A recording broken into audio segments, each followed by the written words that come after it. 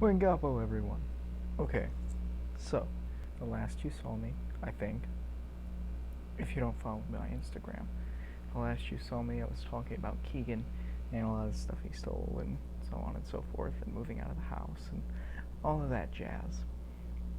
Okay, so let me update you. Let me get you up to speed on a couple things. One, I have done my physical for the military.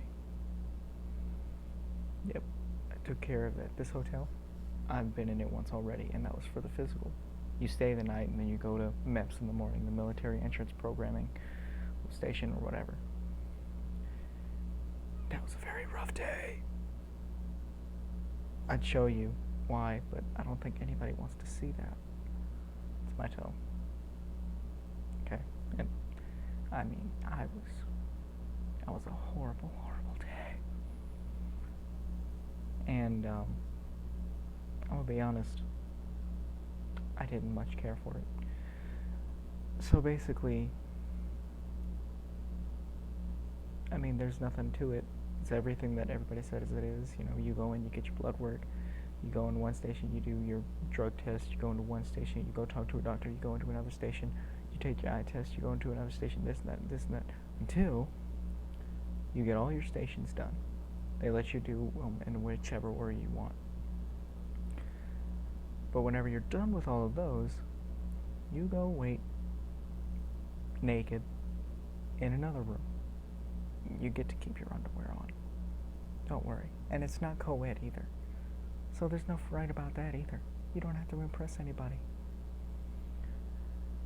But you're sitting there in a room full of dudes in your underwear. If you're going into the Navy, you need to get comfortable with that. I'm not. I'm going into the Army. But we're sitting there for a while, and then that's when they make you do all the, physical tests. You stand on your toes, you drop to your knees, get back up on 2 feet at the same time, duck walk, all this other stuff. For normal people, that's pretty easy stuff. For me and my toe, it's excruciating. My toe looked normal when I went into the examination room and took everything off. By the time we were done, it was bright, angry red, like a tomato, or like this shirt. It's very red. In this light, it looks pink, but it's a red shirt. I mean, if it was pink, that'd be awesome, but it's red. Anyway, so the examination is whenever you separate from everybody. We take turns. You separate from everybody, you go do your examination, and then you can go put all your clothes back on. Yeah. So I went in there. It's basically like going to get a physical at the doctor. I don't have to tell you how that happens. But he lays me back on the table. It's at some point, he's just like, he's grabbing my toe. He's smacking it. He's poking it. Does this hurt? On the inside, I'm screaming because it feels like someone has jabbed a knife into my toenail and just slowly tried to rip it out. On the inside, I'm screaming to the top of my lungs. It's a very sharp pain, and I cannot take it. However, I managed to mask that because I'm good at masking things. #depression.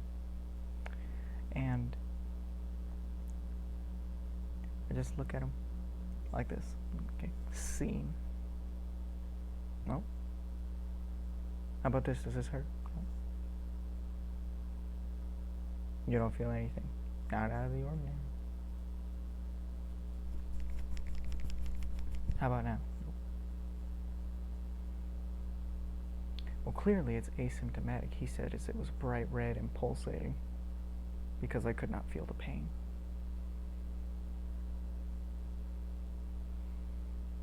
I passed the physical.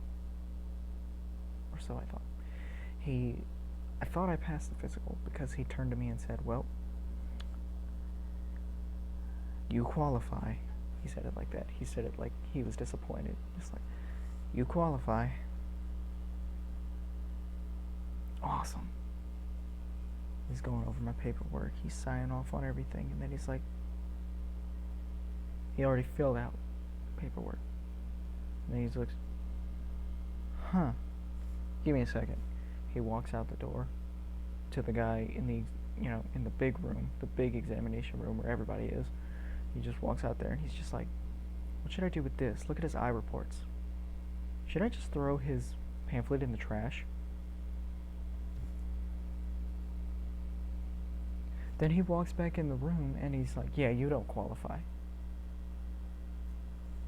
What the hell? What? What? You can say it like, I mean, I was just astounded. I was just like, what's the deal? Yeah, your eyesight is not going to qualify because it was incorrectable. But we're going to send you to a consultant. That's why I'm back. Weeks later, because that was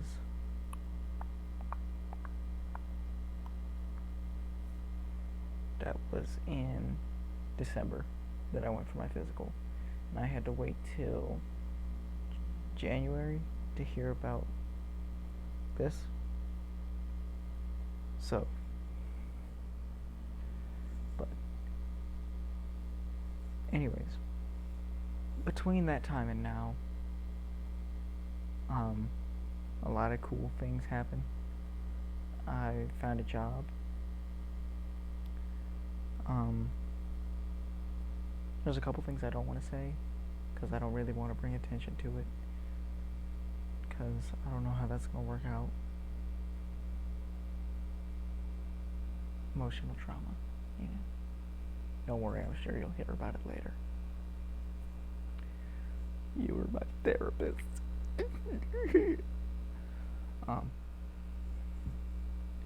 We popped fireworks on New Year's.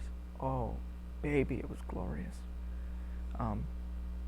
For those of you who don't know, about 2 years ago, my dad sent me to go get fireworks with the last of the disability money that I got.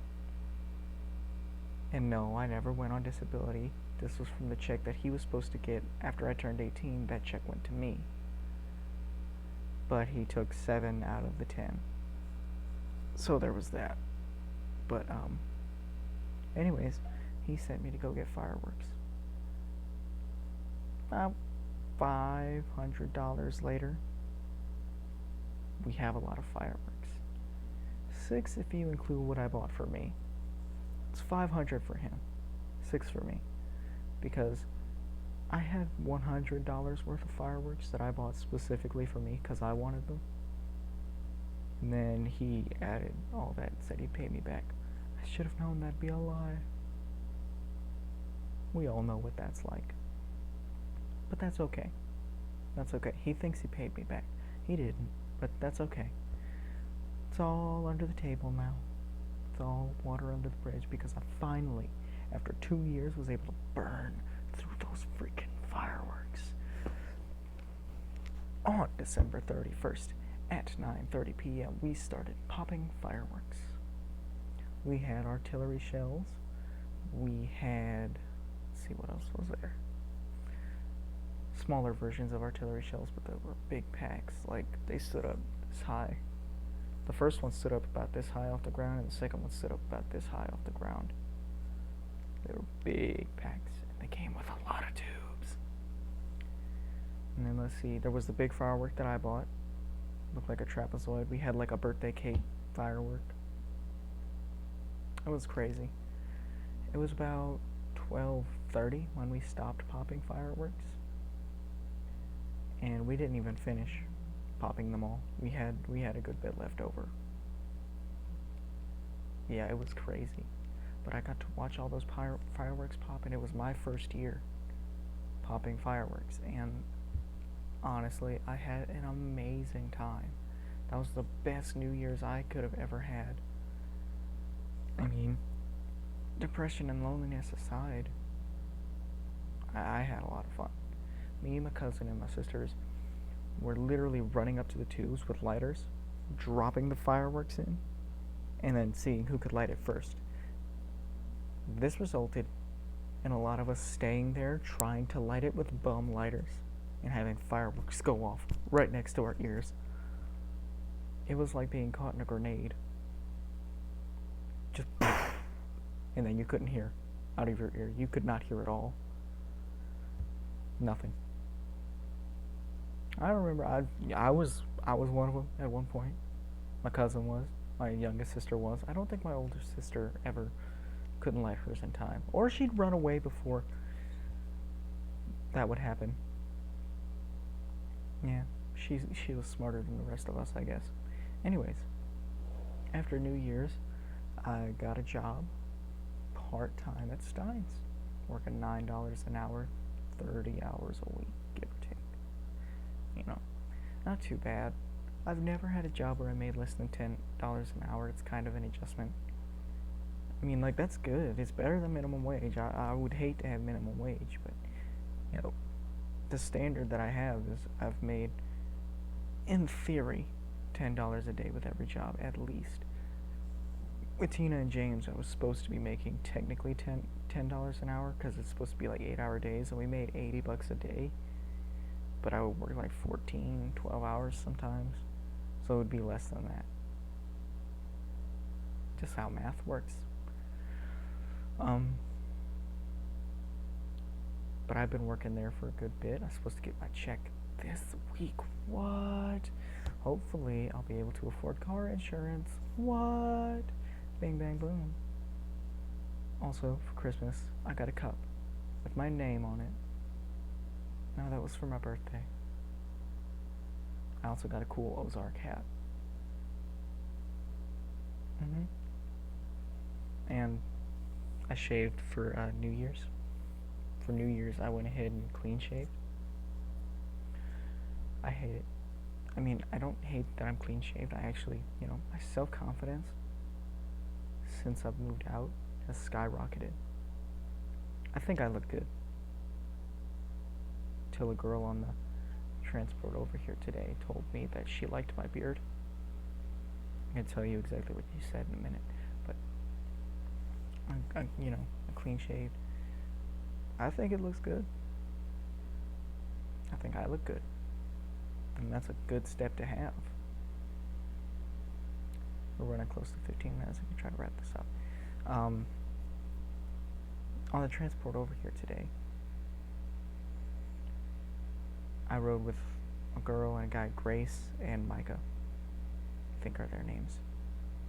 I should conceal their names, because they didn't. Okay, we're going to call her Anthony and him Gabriella. That's not confusing at all, is it? Anyways, we've been talking almost the whole bus ride over here. The guy is going to stay at the hotel, but he had to go to MEPS first. The girl was going to MEPS and going back. They worked together and they went to high school together. So they knew each other, so it was very easy to have conversations on the bus. And we were talking, and something got brought up, and I showed him a picture of what I looked like when I shaved my head and had my full beard. She looked at it and she go, "Well, look at this chubby stud. That looks good." I'm just like, maybe I should grow it back and shave my head again. Like, maybe that'll work for me. I should do it. You want me to do that? I'll do it. For once, a girl is telling me that I look good, who is not in a relationship with me. I've that's not happened before. So, but yeah, God willing, I will get my job as psych ops tomorrow. That is my first pick.